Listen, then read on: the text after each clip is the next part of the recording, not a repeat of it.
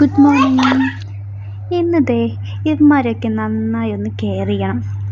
പണ്ടോട്ടേ ചെടി നടുന്നതും വെള്ളമൊഴിച്ച് കെയർ ചെയ്യുന്നതും വളമിടുന്നതൊക്കെ വളരെയധികം എൻജോയ് ചെയ്തൊരു കാര്യമായിരുന്നു.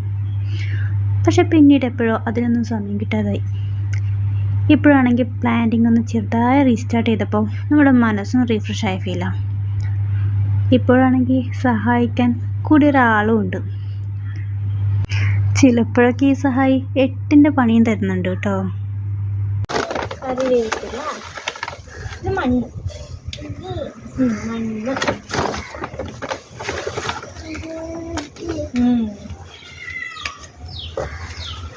ഇവനെങ്ങനെ അടക്കിയിരുത്തണമെങ്കിൽ അതിനുള്ള കഷ്ടപ്പാട് ചെറുതൊന്നുമല്ല.